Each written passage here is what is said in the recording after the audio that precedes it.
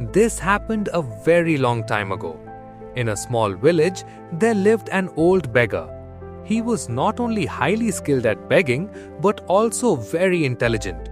He had a disciple, young, innocent, and completely foolish. The disciple had learned the art of begging from his master. Both of them were alone in this world. They had no relatives, no family, only each other. The beggar had grown old and weak, while his disciple was still young and strong. One day, by the will of God, a terrible storm struck the village. All the houses were made of mud.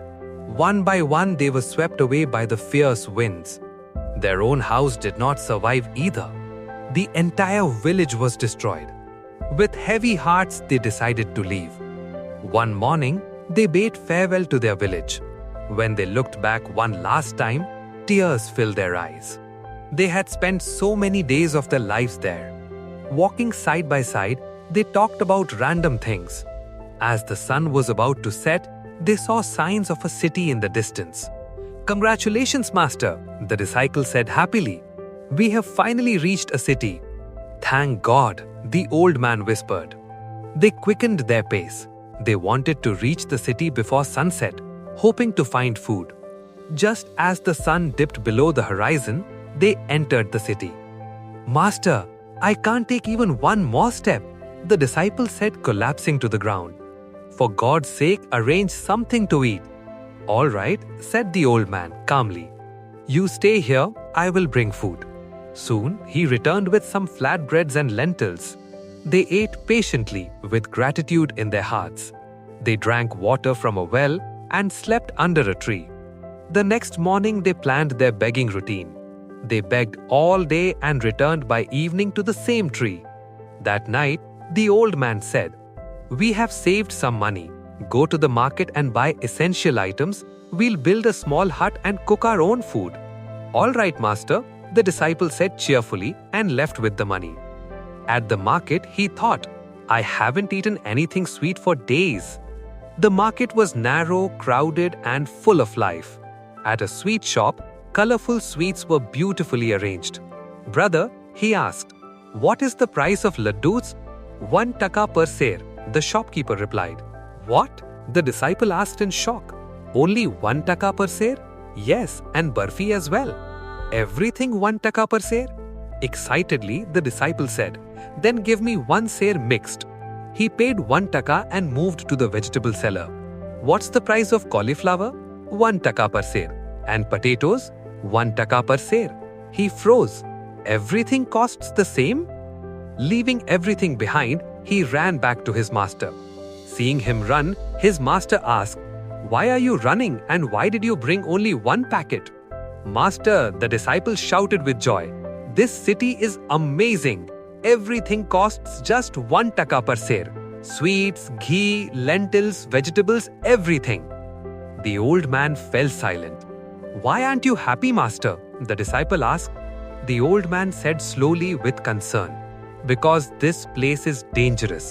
This is Andher Nagari, the city of darkness."